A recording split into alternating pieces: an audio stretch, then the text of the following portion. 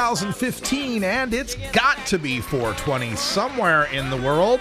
Thanks for joining us here. We're back after the Labor Day holiday, and so sorry to those of you yesterday who tuned in expecting a live show.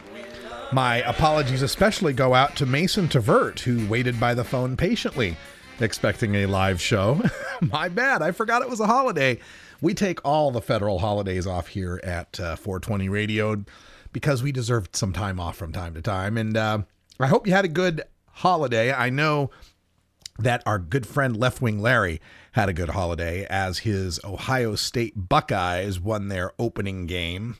Thanks mostly to the opposing team's quarterback being knocked out of the game. But hey, a W is a W.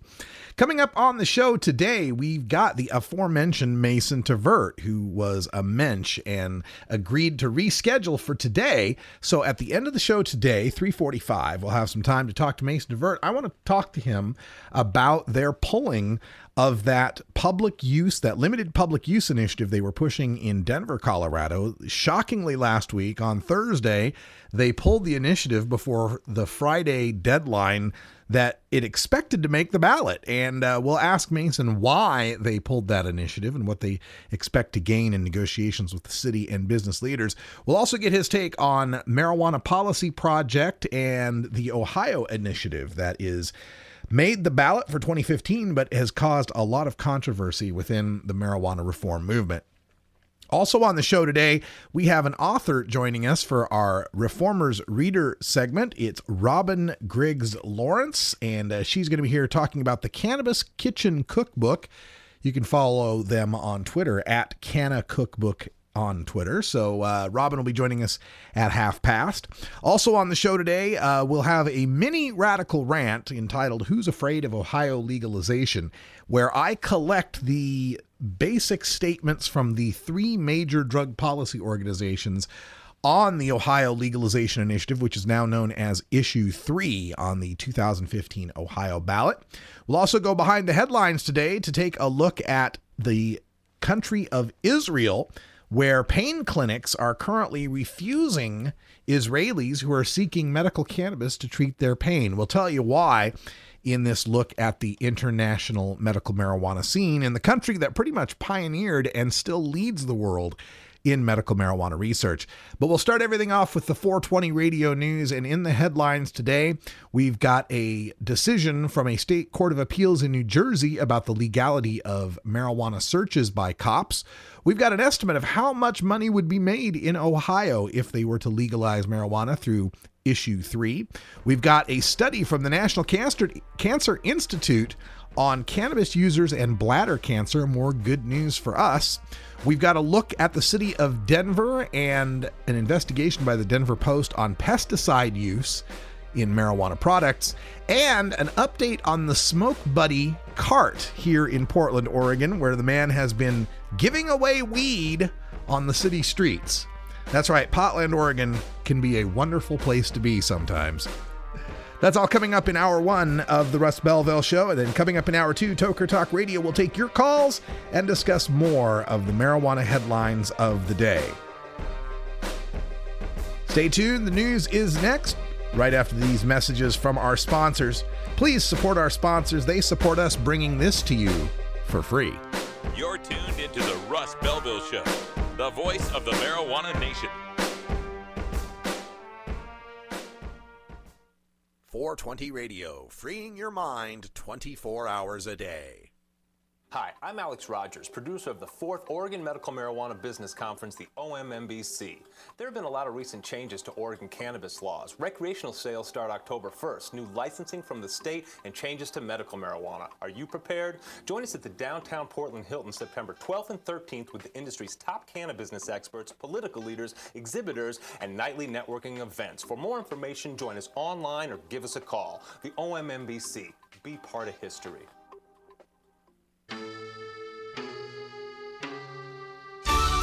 Expand your horizons and join us every Wednesday night for Gordon Green's Music Planet.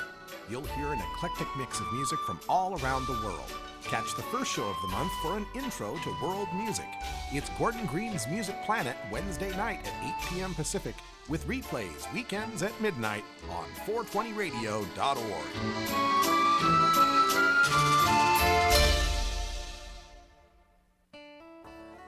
Imagine life without taxes.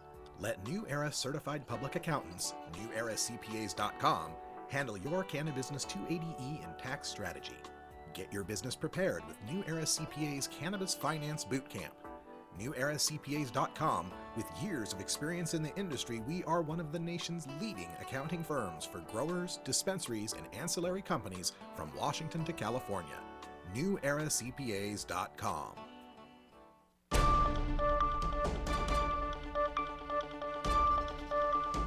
It's time for the 420 Radio News, covering the latest headlines in consumer cannabis, medical marijuana, and industrial hemp. Replays of 420 Radio News are embeddable and shareable from our SoundCloud page at soundcloud.com/RadicalRuss. Now, the marijuana headlines in 4 minutes and 20 seconds. This is your 420 Radio News for Tuesday, September 8th, 2015. New Jersey has been running a medical marijuana program since 2010, but that does not mean the drug has been legalized, a state appeals court ruled Tuesday.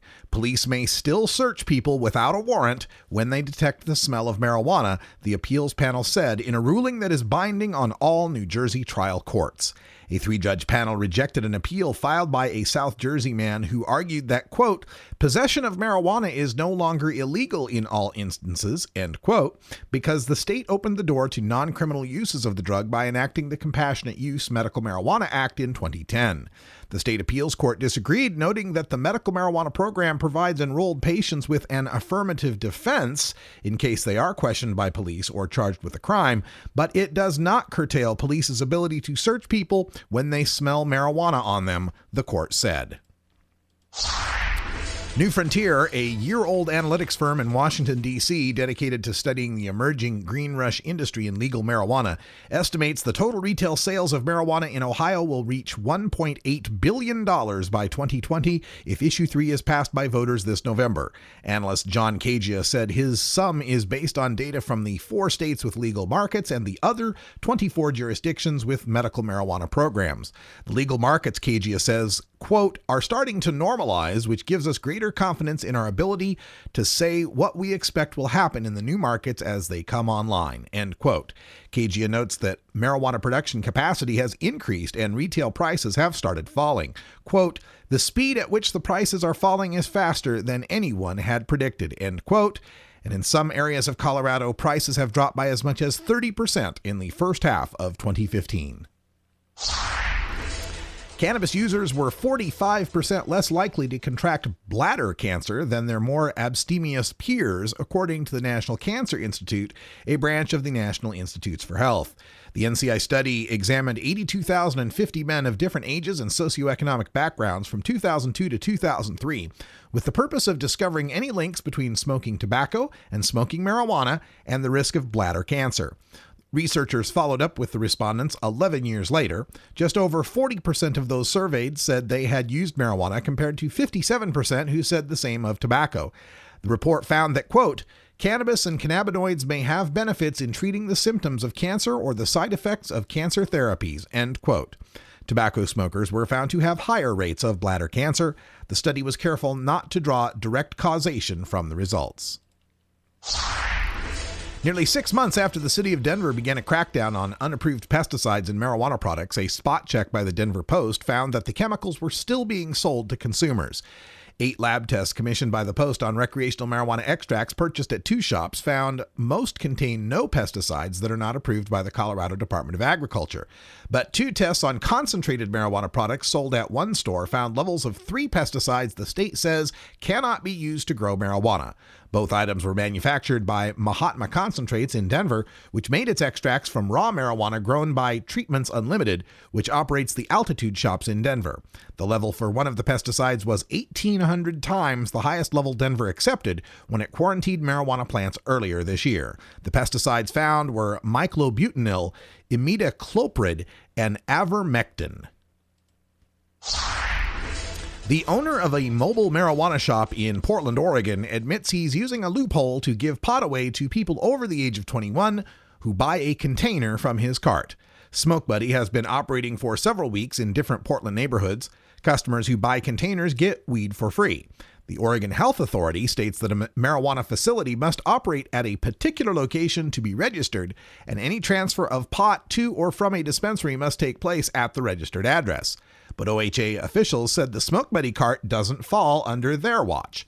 Portland Police Bureau Sergeant Pete Simpson, in a statement, said if the owner has more than 1 ounce of marijuana in his possession on the car, it would be illegal, albeit a misdemeanor. If we received a complaint, we would respond, but it's not something we're proactively enforcing. This has been your 420 Radio News for Tuesday, September 8th, 2015. I'm Russ Belville. Get the latest updates on The Russ Belville Show by following Radical Russ on Twitter and liking The Russ Belville Show on Facebook. The Russ Belville Show is proudly sponsored by the Marijuana Business Association. The MJBA, called by NBC News the Cannabis Chamber of Commerce, is the fastest growing business association in the fastest growing industry in America. I've been working with the MJBA for years, and I personally invite you to join the MJBA. MJBA also publishes the popular MJ Headline News on Facebook and the MJNewsNetwork.com and Marijuana Channel 1 on YouTube. Visit mjba.net for more details. It's time for Cannabis Facts about Alzheimer's from Robert Platshorn's thesilvertour.org. This message is supported by our donors and Hemp Inc., a public company poised to lead America's hemp revolution at hempinc.com. A new Florida study in the journal Molecular and Cellular Neuroscience found that cannabis promotes the growth of healthy new brain tissue. It can slow the effects of Alzheimer's and may in fact be able to halt it entirely. A long-term study by Ohio State University's Professor Gary Wenk concludes that people who regularly use marijuana get Alzheimer's at a much lower rate than others. This was Cannabis Facts from thesilvertour.org, an educational nonprofit supported by our donors and Hemp Inc., a public company poised to lead America's hemp revolution at hempinc.com. Oregon has joined Washington and Colorado in legalizing marijuana. We're Portland NORML, the National Organization for the Reform of Marijuana Laws chapter in Portland, Oregon. Join us as we celebrate the launch of an exciting new era in marijuana freedom in Oregon. Our job has just begun. Powerful interests want to white out the most important portions of Oregon's legalization law. By joining Portland NORML, you add your voice to the thousands who voted for Measure 91 and want it to be implemented as written. The people have spoken. Now it is time for the legislature to obey the will of the people. Find out more about Portland NORML at portlandnormal.org. Attend our monthly membership meetings on the fourth Saturday of the month. See our website for more details. Portland NORML, ensuring responsible adult marijuana consumers are afforded the same rights, privileges, and responsibilities as beer drinkers.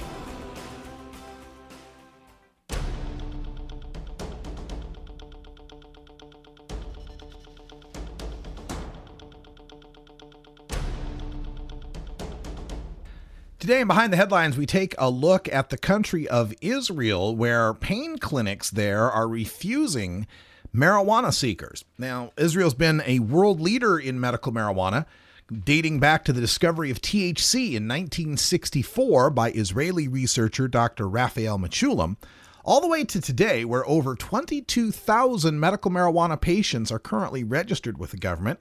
They've got a cannabis permit from their health ministry. But now, pain clinics in Israel are under fire for not providing medical cannabis to patients that the clinics believe are faking their condition to acquire marijuana for recreational purposes. Now, the Association for Medical Cannabis Treatment in Israel is threatening to sue the clinics that refuse to offer medical cannabis. Karnit Yedid, the head of the AMCT, said, quote, "I speak to patients all day. Their pain is unbearable and they have no way to get medical cannabis treatment," end quote.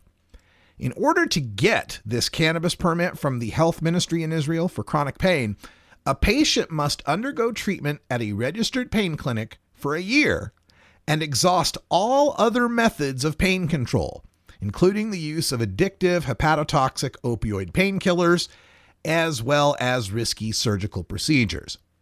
Just getting the permit on an annual basis for the appointments and the treatment can cost well over the equivalent of $1,000 a year. Of those 22,000 registered medical marijuana patients in Israel, there are 7,350 who are registered for chronic pain. Unfortunately, the clinics maintain that as the gatekeeper for legal cannabis access, many of the clients seeking their services are merely going through the motions in order to get cannabis for personal purposes. Some of these clinics are just refusing to see any pain patients who express an interest in medical cannabis. Some have put large signs in their windows. Others have telephone messages or disclaimers on their paperwork that they will not make recommendations for cannabis. The clinics contend that they are so overwhelmed already with the current cannabis users that are renewing their prescriptions that new patients seeking cannabis treatment just can't find any time to see their doctors. So these pain clinics are where they have to get their recommendation before the health ministry will issue one of these cannabis permits.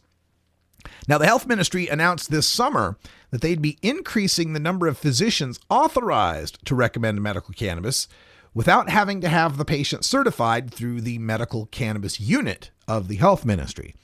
The ministry also announced that medical cannabis access would soon be handled through pharmacies rather than dispensed directly by a small group of authorized growers. And Deputy Health Minister Yaakov Litzman said, quote, "Today, pharmacies give all kinds of other drugs like morphine. There's order in that, and we'll make order in this too," end quote. And Mickey Ofer of the Pharmaceutical Society of Israel explained why her organization supports the pharmaceuticalization of cannabis. Quote, "There must be complete separation between the growers and the distribution network for cannabis. Nowhere in the world is a drug or medical device supplied to patients by the manufacturer. Accordingly, medical marijuana must be sold in authorized pharmacies, like any other drug. Growers don't know what other drugs the patient is taking and what interactions there might be. When cannabis will be supplied by pharmacies, the pharmacists can explain the side effects and possible interactions to the patients," end quote. And reading about this coming out of Israel should be the canary in the coal mine for everyone in the United States who still stands behind the idea of fighting only for medical cannabis. The route and path of medical cannabis is toward the pharmacy and toward standardized, placebo-controlled, trial-run preparations of cannabis. We've already seen the beginnings of this in the United States in where we have in New York and Minnesota. Excuse me, couldn't think of which ones they were. New York and Minnesota, these no-plant medical marijuana states where you can only get extracted derivatives of cannabis. And this idea that the pharmacists are necessary to make sure that we can control and warn patients about drug interactions is laughable when the pharmacists themselves are largely not taught about the endocannabinoid system. An estimate of 14% of doctors in the United States are ever educated that we even have such a thing as an endocannabinoid system in the human body. Isn't that remarkable? As far as drug interactions, very little is known about whether there are any interactions with these various drugs that people are prescribed by doctors all the time. But we have yet to see that there's any serious drug interactions. This idea that we need to put it in the hands of pharmacists for that reason seems a bit specious to me. The growers at this point probably know more about the cannabis and its possible side effects than the pharmacists do.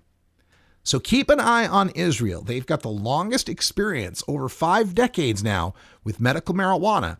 And when you see their government and their researchers pointing about standardization and pharmaceuticalization, it should give us all pause. Well, excuse me! Well, that sound means that it's 20 after here. It's 4:20 now in Denver, Colorado, so everybody's getting their smoke on. I hope you have the opportunity to celebrate as well. When we come back, a mini radical rant on who's afraid of Ohio legalization.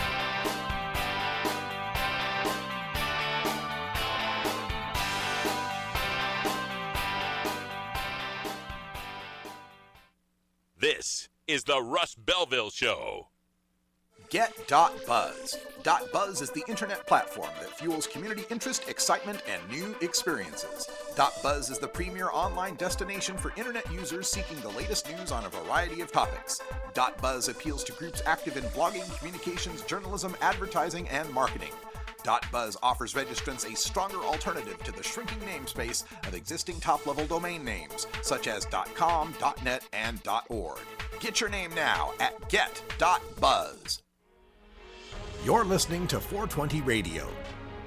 Listen Monday at 2 p.m. Pacific for Cultural Baggage, podcasting at drugtruth.net.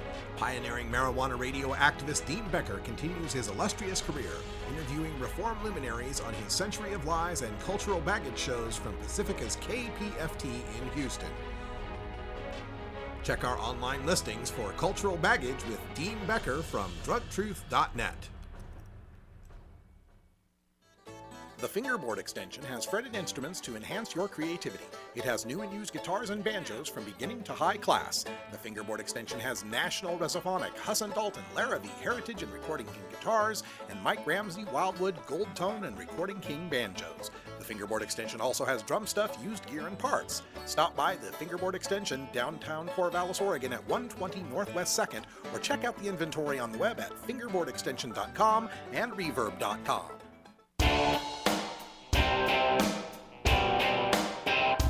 We must wage what I have called total war against public enemy number one. I support a change in law to end federal criminal penalties for possession of up to 1 ounce of marijuana.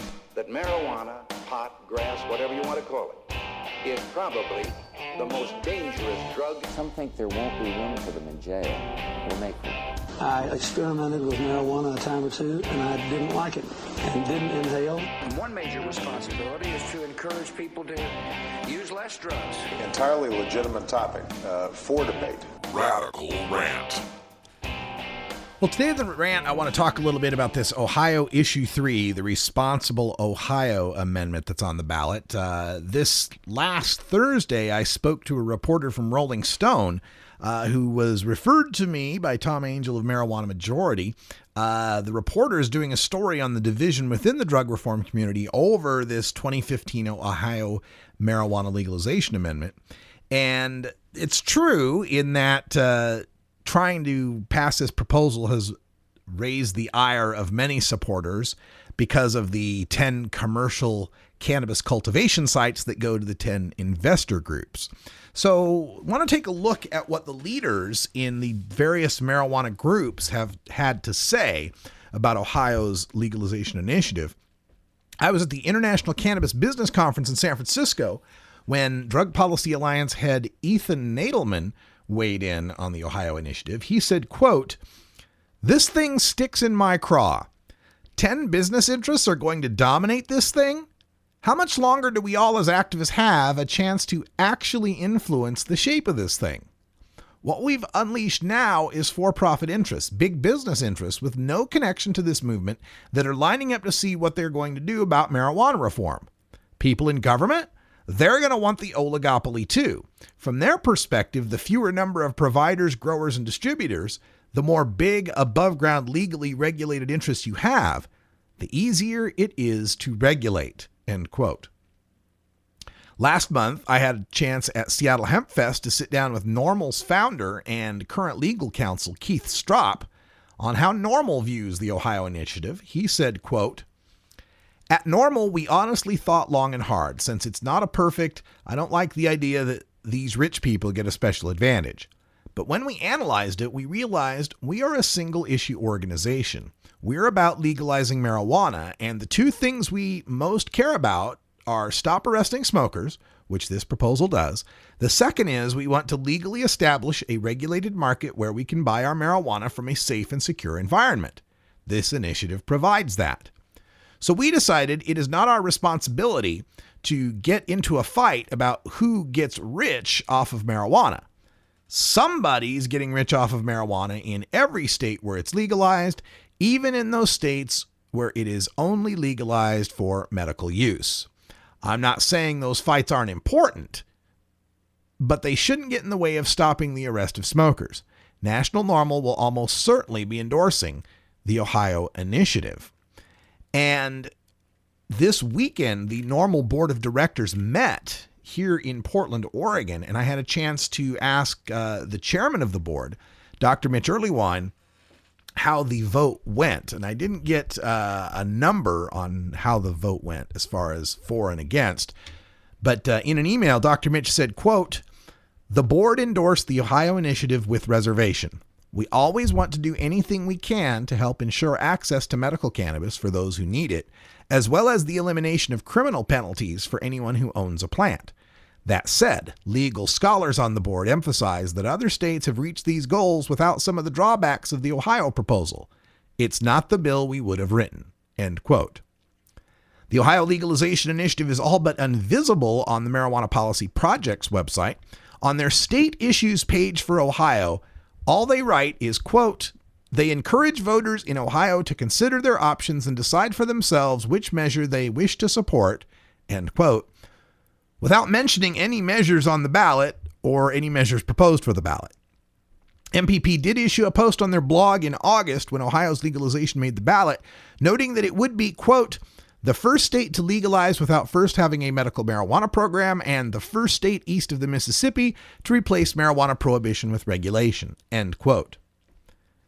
Lately, the people behind issue 3, Responsible Ohio, have further angered professionals in drug law reform by handing legalization opponents an easy target in Buddy, the anthropomorphic marijuana mascot with the head of a female flower and the body of a male superhero.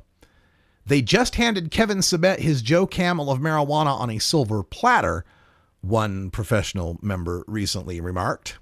And Tom Angel, head of the group Marijuana Majority, recently addressed the mascot on a Facebook post where he said, quote, "While I've previously been undecided on whether Responsible Ohio's crazy monopoly model for the legal marijuana market is something our movement should tolerate in lieu of letting the state's current marijuana laws stay in effect for another election cycle or two, their outrageous Buddy mascot pushed me over the edge and tipped me to a solid no on their effort.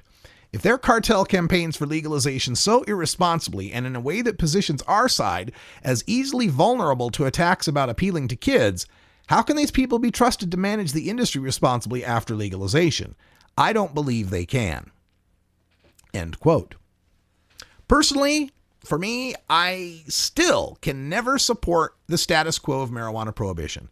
I must always support any initiative that takes away from police the contraband status of marijuana that then leads to unjust searches, seizures, fines, punishments, arrests, and incarceration. However, the number of tears I'd shed if Ohio's issue 3 should fail is growing smaller with every passing news cycle. Particularly, I agree with Tom Angel. If you are so clueless about the reform movement that you had no idea that Buddy would be so roundly criticized, you don't know what you're doing. Now, the question is, will that matter?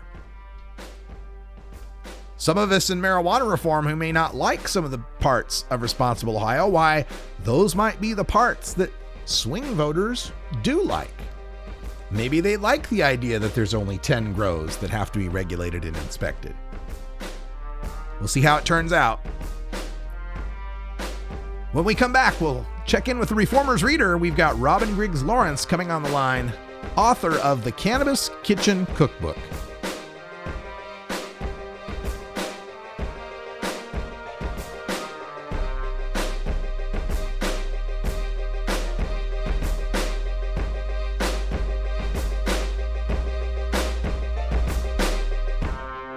You're tuned into the Russ Belville Show, the voice of the marijuana nation.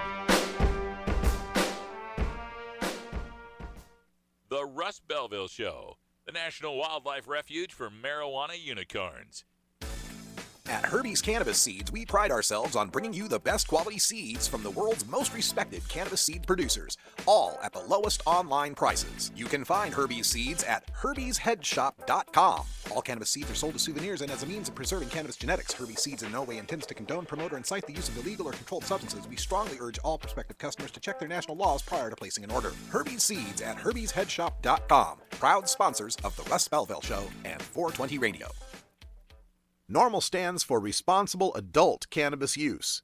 If cannabis use is causing problems in your life, consider taking a break or seeking medical assistance. Consider ceasing cannabis use if you have a family history of mental illness. Don't drive or operate heavy machinery while impaired by cannabis use. Cannabis use is not without risks, even though the risks are far less than those posed by legal drugs. Hey everybody, it's Radical Russ here from 420 Radio, inviting you to be like me and get your ink done at Lucky Horseshoe Tattoo, Fort Worth's most female-friendly, clean, sterile, awesome tattoo shop. Thomas and his crew are true artists who can design you a custom piece or use a design you bring in. Lucky Horseshoe Tattoo also offers all styles of tattooing as well as piercings and all-around fun. In the DFW area, stop by Lucky Horseshoe Tattoo and tell them Radical Russ sent you. Trust me, it'll feel awesome.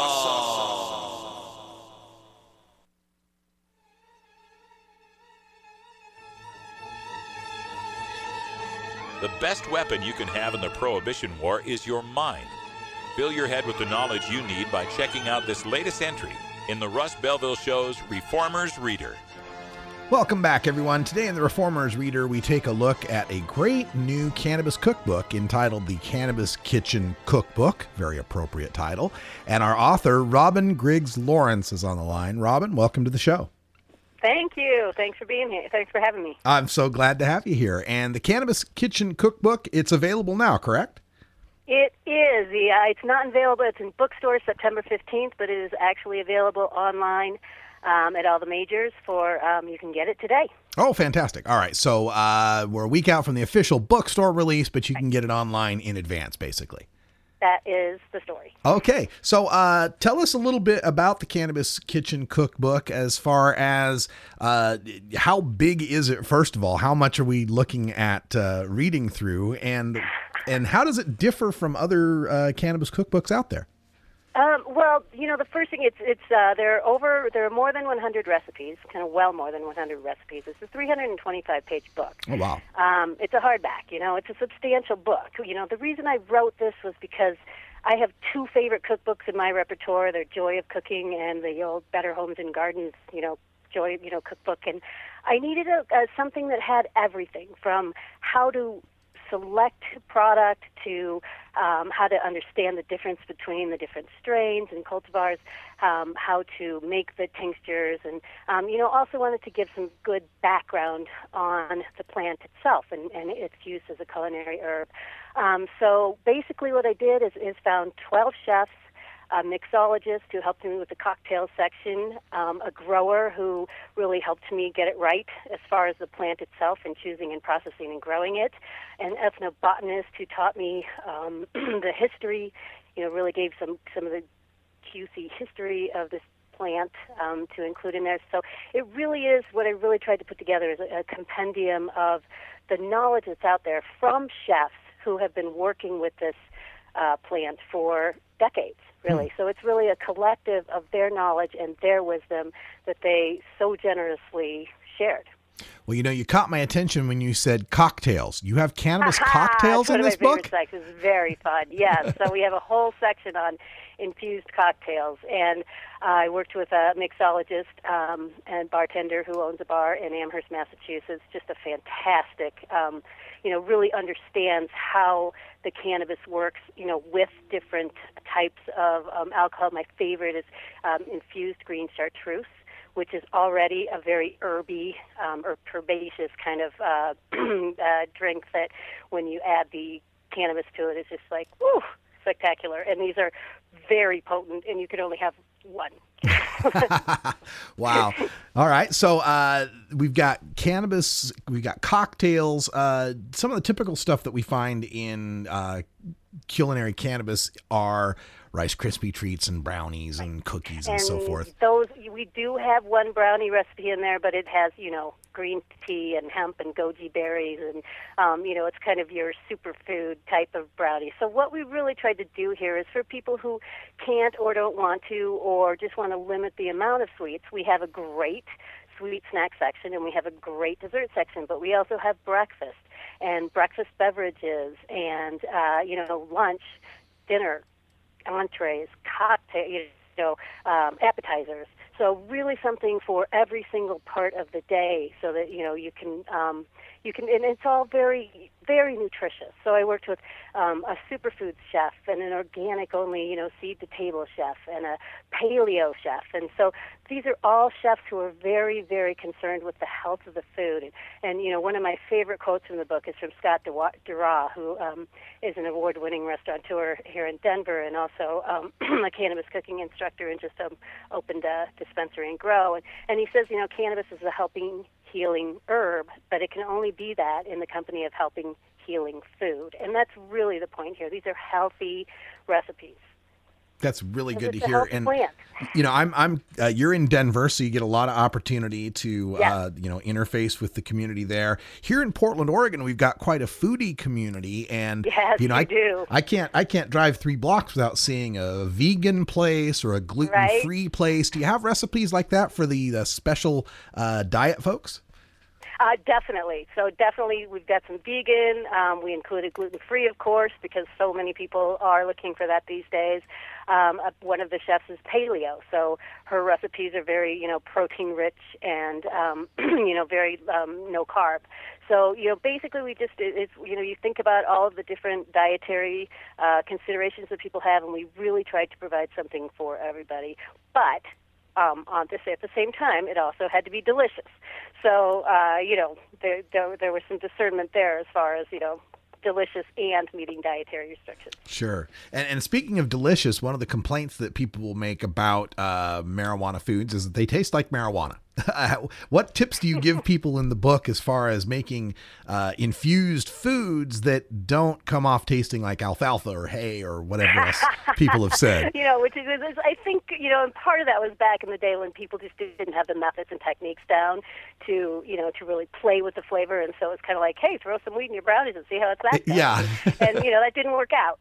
But, and there's kind of 2 schools of thoughts, and the chefs that contributed to the book come from both schools. So some of them really don't like that flavor and are masters at masking it. And that's kind of one of the reasons that you see it so often used in sweets and in chocolate and baked goods, because chocolate is great at kind of masking that flavor. But a lot of the chefs that I've worked with have access now to wonderful flavors of different herbs. So some taste lemony and some taste sweet, and some have a chocolate bite, and some are more earthy. And so they instead of kind of trying to mask it, they're really trying to play with it. And so what they're doing is bringing in other flavors that will they'll complement each other, and they're using the cannabis taste as just as they would use basil, rosemary, whatever, as really a taste that they're playing with, a flavor. It's like another flavor in their kind of palate. That's interesting. And we're speaking with Robin Griggs Lawrence. She's the author of the Cannabis Kitchen Cookbook. You can follow on Twitter at Canna Cookbook. And I suppose you've got a Facebook page and a website, right? Yes, Facebook, it's /Canna Bliss Cooking, CANNABLISS Cooking. And Twitter, you said, is Canna Cookbook, yes. Excellent. Now, I've got the opportunity to travel all over the country and sample foods from just about every region. How about the diversity of entree selections that you might have in the book, as far as, is there Italian food and Mexican food and Chinese food? In fact, there's a patanesca recipe in there that's fantastic. So yes, we have basically, and again, try to just hit a little bit of everything. So there are some of your basics for, kind of the feasting type of thing. So there's a roast pork and a roast chicken. There are definitely vegetarian options. So there are a couple of stir fries. And then there are a couple of pasta dishes. One of my favorite dishes in this in the cookbook, because it makes use of something that we used to just throw away, is the fresh fan leaf pesto, and that's made with the fan leaves, which generally get composted. Nobody's known what to do with them, and so we brought that in as well. Wow, that sounds great. And for a guy like me, I could probably turn this cookbook over to my wife, and she could work wonders with it, but I'm not much of a cook. How about simplicity? Are there some simple, quick recipes for people on the go? Definitely. And one of the chefs in here that is kind of her MO is to always have fewer than 6 ingredients and keep it super simple.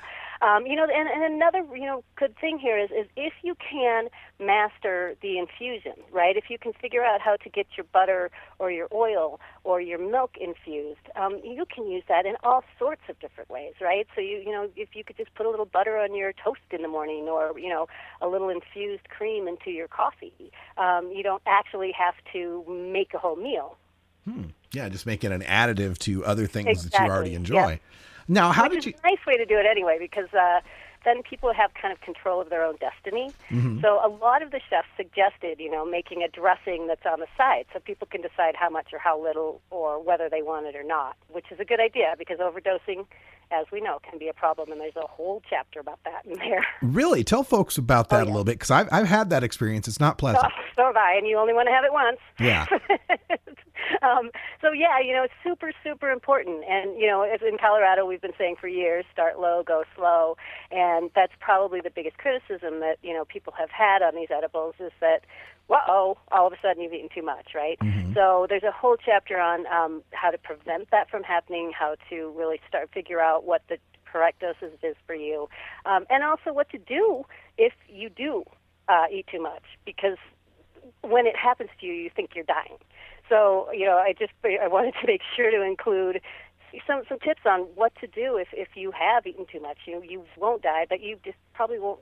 You'll probably sink into the sofa and miss the party. Yeah. Okay. And I've been there. I know that. You don't want to miss that party at all.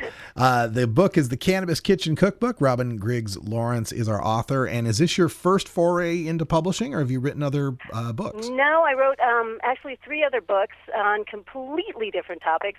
But my first book was called The Wabi Sabi House, and it's about the Japanese art of finding beauty in things that are imperfect, impermanent, and rustic. And I also wrote a book about healthy nurseries for babies. So this is a complete departure and a kind of new career move for me. Fantastic. Now, has cannabis been a part of your life throughout this process, or just as you've come to this book? Well, and that's what kind of led to this book. So in 2009, my gynecologist prescribed medical marijuana to me.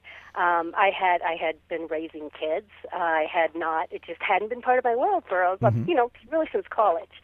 And so when I discovered this kind of whole new world, and all of a sudden I had access to dispensaries and all of these different beautiful cultivars, I realized I have no idea what to do with this. I don't, and so I really wrote the book that I needed.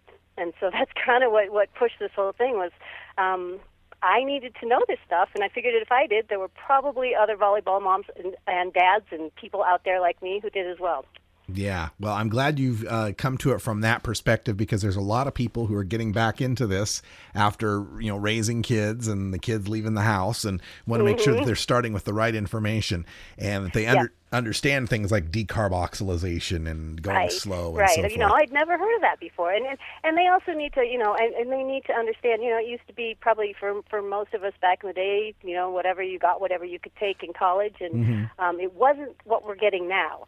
And so there's a whole education process about this really emerging as an herb and a plant and a healing plant that needs to get out there because, that whole paradigm has shifted.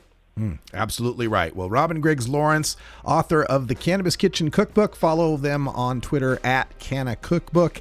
And what was it? Cannabliss? Cannabliss Cooking on Facebook. And there's also a website, cannabiskitchencookbook.com. All right. Well, thanks, Robin, for joining us, and good luck with the sales of the book. Thank you so much for having me. All right. Stay tuned, folks. We'll get another visitor from Denver. Coming up next, Mason Tvert from the Marijuana Policy Project joins us to discuss pulling that initiative that would have allowed public use, and maybe we'll get him to talk about Ohio's legalization as well. You're listening to The Russ Belville Show on 420 Radio.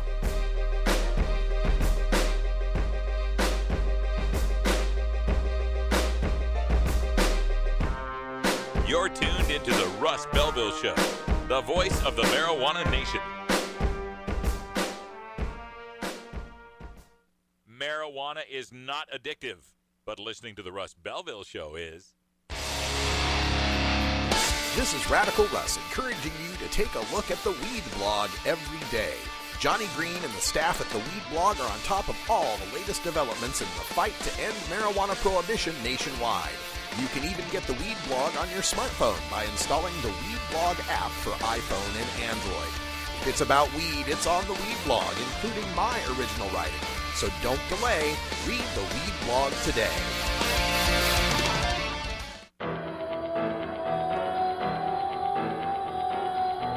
In the interest of fair and balanced journalism, the Russ Belville Show presents the anti-drug public service announcement of the day. Control.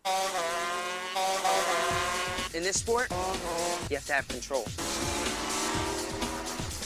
Control of your nerves and control of your go-kart. Because if you lose control, you lose. I get my thrills behind the wheel. Stay in control, stay away from marijuana. I get high on racing, not drugs.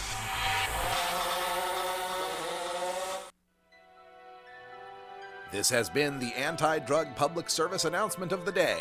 To cure this sort of reefer madness, listen to the Russ Belville Show every weekday on 420radio.org. 420 Radio is brought to you by Sacred Serum, who is focused on creating elegant and sophisticated cannabis solutions through its line of dispensers and vaporizers that come preloaded with the world's finest cannabis concentrate. Sacred Serum's concentrate is made on pharmaceutical-grade supercritical CO2 extraction machines that use absolutely no butane or other toxic chemicals. The Vesica, the company's innovative new way to dab and frost, is now available in dispensaries across California. Sacred Serum, elegance and sophistication concentrated. 420 Radio, your ticket to Seattle Hemp Fest.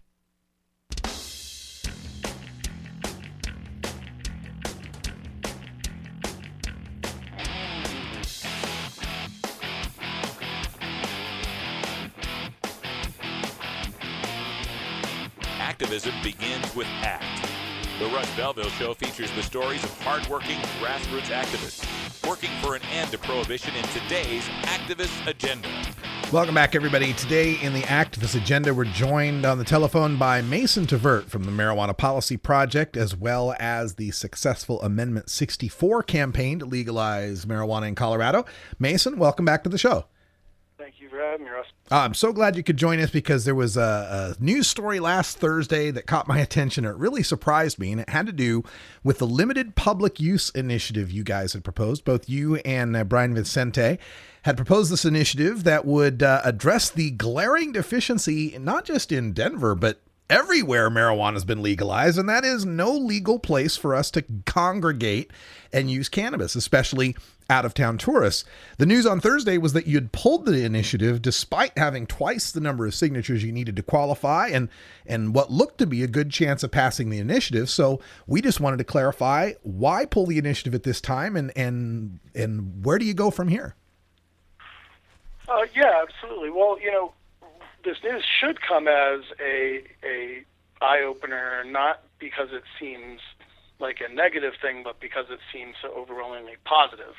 What we have right here is a situation where Denver city officials in some of the largest organizations in the state, like the Colorado Restaurant Association and the Hotel and Lodging Association, have come out and publicly said that they want to collaborate and work on a law that will allow some form of social cannabis use by adults. So in other words, you know, think of it this way. If we had said we want to make marijuana legal for adults and the city said, well, we'd really love to work on that and ensure it's a law that will implement and make it work and so on, and all these big organizations said, yeah, let's make this happen, people would see that as a pretty massive step forward.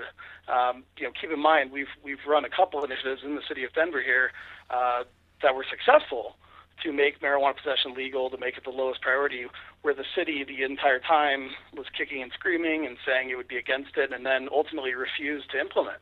And now we've got these officials saying, we're ready to work with you, we're ready to make sure this goes smoothly. So is that the key? This you know, I know here in Oregon we had a situation with our law that we had to kind of cave on because they threatened us with the federal law that if we didn't give them what they wanted, they'd come back and fight it, and then it would be all tied up in the courts. Is that the deal, that there's the state law says no public use, and so if you had tried to go forward in Denver with public use, they could have fought you at the state level?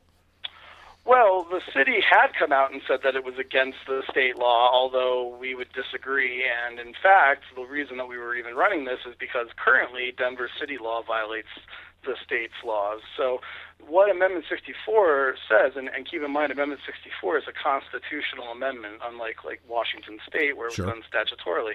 Amendment 64 gives property owners the right to regulate the consumption of marijuana on their property, and that is in the Constitution for the state of Colorado. Now, the state of Colorado has created a definition of what constitutes public marijuana consumption, but the city of Denver has actually created an even broader definition, therefore making it illegal to consume in even more places than under state law. Now, we have said, listen, you know, right now you're violating the Constitution and someone might sue and take the city into costly litigation. Why don't we just go ahead and address this, make it very clear what's allowed, what's not allowed, and make sure that it respects what voters approved here statewide. And at this point, you know, first the city came out and said it was a violation of state law, but now they've changed their tune and they're saying, well, there's a way this can be done and we want to work on it with you. And you know what? If that's how they want to do it, that's great. And if they don't follow through, or if we're not happy with the end result, we'll run an initiative next year. And quite frankly, in a presidential election year next year, we'll probably have an even better chance of winning than if we were to do it this year. Okay, so you've got them going along now where they'd been reticent to want to even address the issue. Now they say they want to work on the issue, but isn't it possible that you're going to end up with a more compromised set of public use rights than what you would have won through the initiative? We'll have to see. And, you know, if it's not something that we believe is acceptable, if we don't believe that it's giving consumers the rights that we believe that they should have, at least at this point in time, in terms of what we believe is doable, then we will pursue an initiative. I mean, you know, we're not ones to back down from a challenge here. And I'd say we pushed the envelope in Colorado further than anyone. We included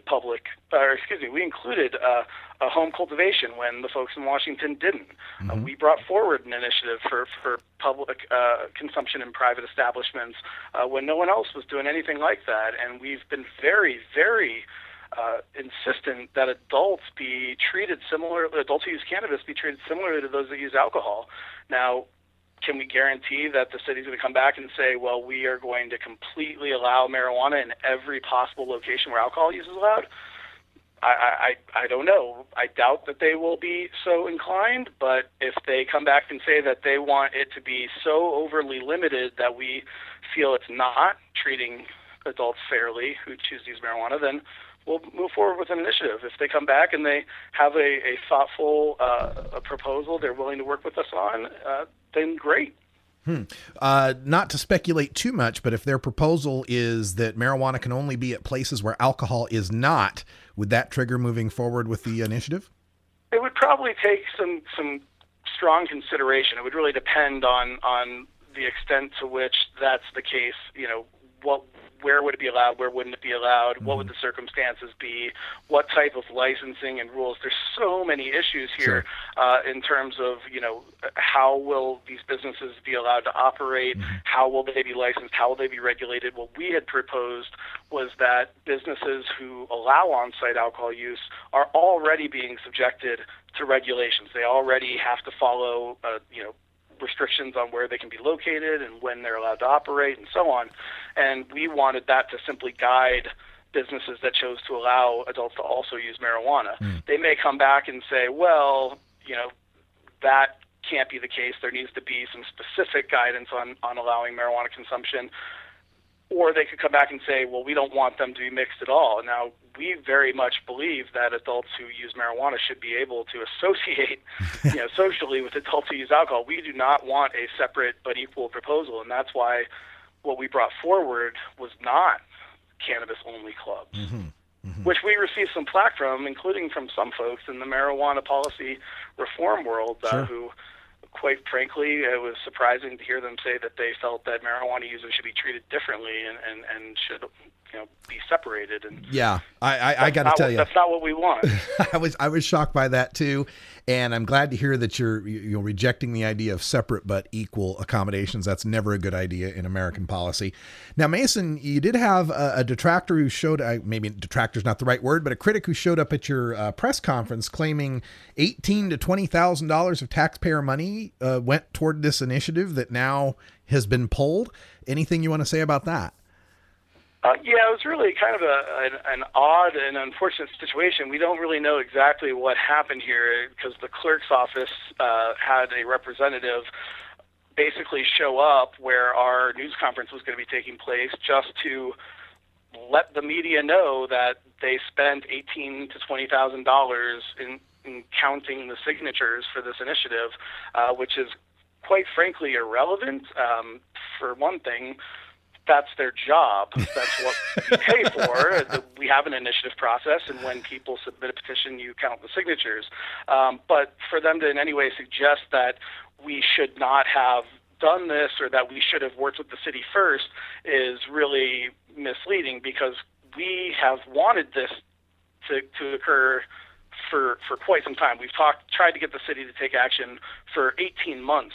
And it was not until after we submitted our petition. So, we introduced the initiative. It was in the news. We talked about it. We had to go through meetings with city attorneys, and the city never said anything to us. They just said that they didn't like it.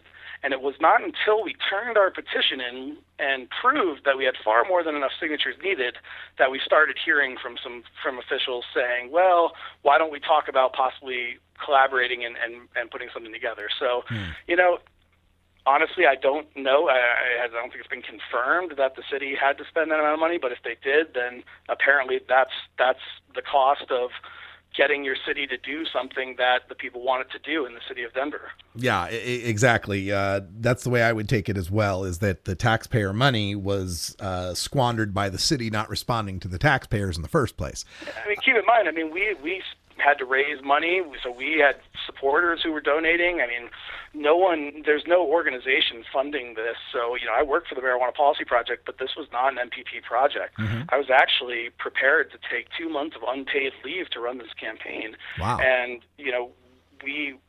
everyone who was working on this, Brian and some of the other folks at his law firm, were all doing it pro bono. We spent hundreds of hours of our time writing this and going through this process and then coordinating a petition drive and doing all of this. So, we invested quite a bit in it as well. Yeah. Well, thank you for doing that. And Mason, before I let you go, if I could get you to put the MPP hat on for a second, the ballot initiative in Ohio has generated a lot of controversy. Any official position from MPP on endorsing that ballot initiative? It's obviously something that's getting a lot of people talking. Our position on this is that, our organization's mission is to end marijuana prohibition and replace it with a system in which marijuana is regulated. And so to that end, we support that. And that's what the Ohio Initiative will do. Mm-hmm. Now, there's a question as to whether people find the means in which it will be regulated palatable. And that's a question for Ohio voters to decide. Do they think that this is the way that they want it? So in terms of if you want to end marijuana prohibition, if you want to see marijuana being regulated and being treated like a legal product, then yes, this is an initiative to support. If you are concerned with the specifics and how this is being set up, then that's something for those voters to decide. So it's there's no simple answer, but we support it in that it would end prohibition and regulate marijuana. All right. Well, thank you, Mason, for being so candid and responding to our late requests. And my apologies again for missing you yesterday. I totally forgot about the holiday. No problem at all. All right. Have yourself a great day, and good luck on all future endeavors. Thank you, sir. Same to you. All right. That's all the time we got for today. Stay tuned. Hour 2, Toker Talk Radio is next. And until next time, take care of each other, Tokers. This is the Russ Belville Show. The Russ Belville Show is blogging and podcasting daily at RadicalRuss.com. You take a seed, you plant it, you grow it, you dry it, you roll it, you smoke it. You take a seed, you plant it, you grow it, you dry it, you roll it, you smoke it. You take a seed, you plant it, you grow it, you dry it, you roll it, you smoke it, and it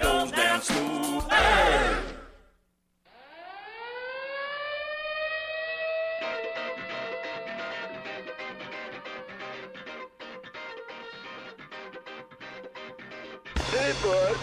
Let's party. Now it's time for Toker Talk Radio, the voice of the marijuana nation. Where you can toke. I inhale frequently.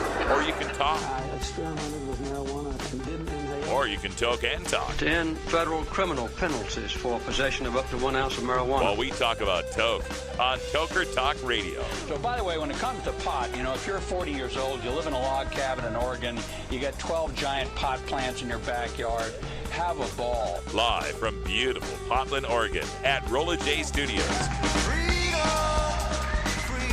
Hey, this is great. Just not cannabis.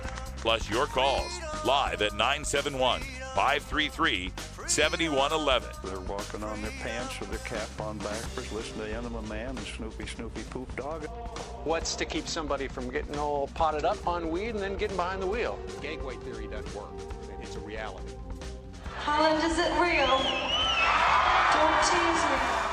We're locking up people that take a couple of puffs of marijuana, and the next thing you know, they got 10 years. And now, here's your host, the guru of ganja graphics, the sultan of sativa statistics, and the worst nightmare of a reefer-mad prohibitionist. A polite, perspicacious, productive pothead with a propensity for PowerPoint. Radical Russ Belville. All right, welcome. It's Hour 2, Toker Talk Radio. The phone lines are open, toll free at 84-420-RADIO. That's 844-207-2346. We just got finished speaking with Mason Tvert of the Marijuana Policy Project. Big thanks to Mason for joining us on the show, who confirmed that Marijuana Policy Project supports the Responsible Ohio Yes on Issue 3 campaign, or at least the initiative. I shouldn't say the campaign. They support the initiative, as does National Normal, which just voted in its board of directors meeting here Saturday in Portland to endorse with reservations the Responsible Ohio Amendment. And Drug Policy Alliance's Ethan Nadelman, in previous remarks, February in San Francisco, seemed to be endorsing the initiative. And it's a situation where all of the leaders and the top people in the major national drug reform organizations are facing kind of a crossroads. Ethan said it in his speech at the International Cannabis Business Conference in San Francisco, where he said, are we reaching the end of the time where marijuana activists really have any say in how marijuana gets legalized? You got to remember that from 1972 to 2014, every attempt to reform marijuana laws in this country has pretty much come from the hand of 3 billionaires. I shouldn't date it back to 72. I don't know who did the original Prop 19 in California back then, but at least in my recollection, the past 10 years that I've been involved in marijuana reform. And in fact, we can go back to 96. Let's go back to 96 with Prop 215 in California. Dating back to the medical marijuana era, every attempt at marijuana law reform has come due to the philanthropic largesse of 3 billionaires. Peter Lewis of Progressive Insurance, George Soros of the Open Society Institute, and John Sperling. And where's Sperling from? Where did he get his money from? I always forget. But John Sperling's the other one. And a little bit of George Zimmer from Men's Warehouse. Okay. But it's mostly these billionaires that are funding the initiatives to legalize marijuana. And it was done for philanthropic purposes, right? We're going to pass medical marijuana to get the sick and dying off the battlefield, right? We're going to pass recreational marijuana to end the racial disparity and end the arrests of people. There was always a altruistic mean for doing it, right? There's always a reason. Now, supporting reasons included that, hey, yeah, we're going to create businesses. We'll create jobs. We'll raise tax revenue for schools. Yeah, those were the supporting reasons. But the reason marijuana had to be legalized was to end an injustice. Are we at the end of that point in marijuana reform now? Are we to the point now where this is about business and money and what they want? And how much can we influence that at this point? I already know to some extent many marijuana reformers who'd been working in the nonprofit world who are now part of consulting firms, who have opened their own consulting firms, some who've become licensed growers in the recreational markets. So a lot of them are already shedding their nonprofit roots and making sure they're able to cash in on the green rush. As more and more of that happens, as marijuana becomes more and more legal, and your choice of careers and where you're going to focus your energy can be, say, something like normal, where you're going to get paid nonprofit salary, if that, or emerging green rush, where you could have a startup that could make you millions. There's a talent and brain and experience drain that's going to occur, if it hasn't already occurred to some great extent here, in the marijuana reform community. So how much more influence are we ever going to have on marijuana reform?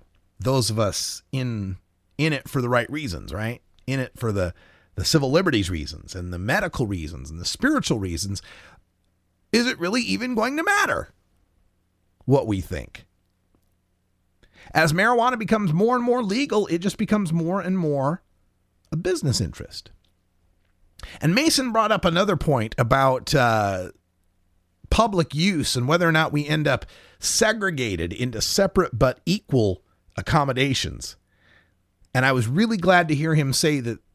He came just short of saying that would be a deal breaker, but he sounds like he's got the right attitude toward this, which surprisingly was not an attitude shared by my friend. The beginning of the end started in 1996 when California legalized weed for so-called medical purposes. 16 years later, Washington and Colorado legalized it outright and let people sell it from storefronts. And what has been the result? The generation of millions of dollars in tax revenue for the states and creation of hundreds of new jobs in a growing multi-billion-dollar industry? No. Well, yes, but at what cost? Let's see. The cost of all that police time and money that's now spent going after real criminals and prisons with enough room to hold them all? No. Well, yes, but look at what it's done to the people. You mean that fewer of them are dying of alcohol, tobacco, and prescription-related causes since they've switched to cannabis, and many more are receiving medical benefit from a cheap, non-toxic healing herb? No. Well, yes to all of that, but I can smell pot from my backyard, and I can't tell my kids not to do it because it's illegal. 420 Radio, your ticket to the High Times Cannabis Cups. Hi, I'm Alex Rogers, producer of the 4th Oregon Medical Marijuana Business Conference, the OMMBC. There have been a lot of recent changes to Oregon cannabis laws. Recreational sales start October 1st, new licensing from the state, and changes to medical marijuana. Are you prepared? Join us at the downtown Portland Hilton September 12th and 13th with the industry's top cannabis experts, political leaders, exhibitors, and nightly networking events. For more information, join us online or give us a call. The OMMBC. Be part of history. Cannabis culture goes way back, you dig? Way before hippies and beatniks and pigs. Back to hep cats like Louis Armstrong and Cab Calloway. Soulful dames like Ella Fitzgerald and Billie Holiday. All the way to old Blue Eyes and the Rat Pack. So come spark up a jazz cigarette and take a trip back to when marijuana was jive, muggles, reefer, and tea. It's the new Viper Hour, Daddy-O, see? The early 20th century archives of blues, jazz, and swing that defined the cannabis culture and everything. Every Monday night at 8 p.m. and weekends at 1 a.m. Pacific on 420radio.org, the home for marijuana music. Yeah. Imagine life without taxes. Let New Era Certified Public Accountants, NewEraCPAs.com, handle your Cannabusiness 280E and tax strategy. Get your business prepared with New Era CPA's Cannabis Finance Bootcamp. NewEraCPAs.com, with years of experience in the industry, we are one of the nation's leading accounting firms for growers, dispensaries, and ancillary companies from Washington to California. NewEraCPAs.com.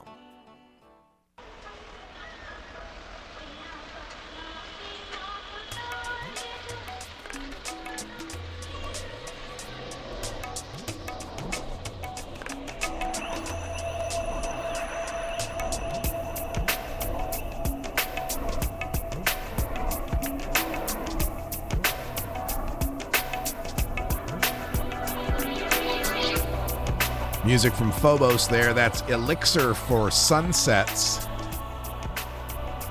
Part of our Electric Tuesday library. We've got more of that coming up tonight, 8 p.m. Pacific time. Electric Bob's Boogaloo.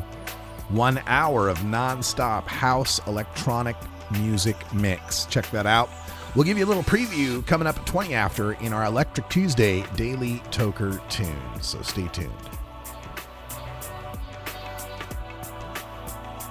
So as I was mentioning before the break, Mason Tvert and his colleague Brian Vicente, working independently, not a marijuana policy project, but working independently, put together this initiative for limited public use in the city of Denver.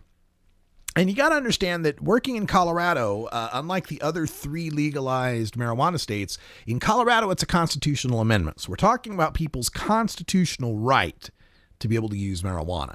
And the question being whether that constitutional right is even a right if you have no place to enjoy that right, right?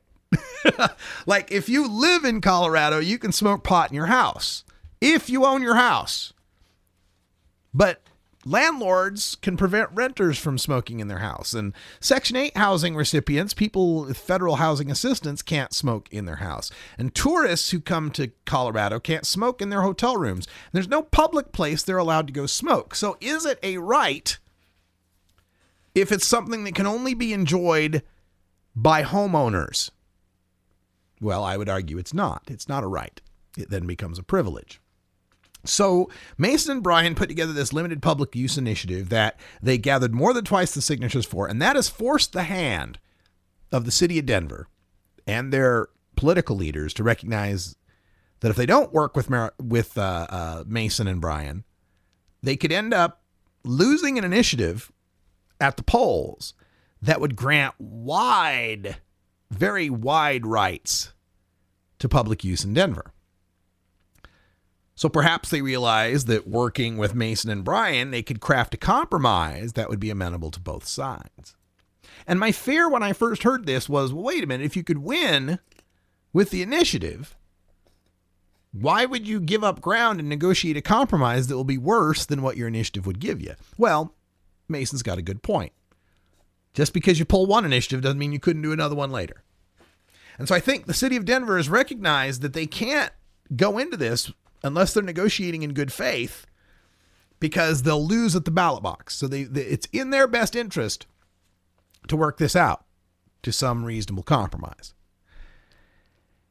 And so I wanted to know, and I asked Mason about this, and I wanted to know, what is a reasonable compromise?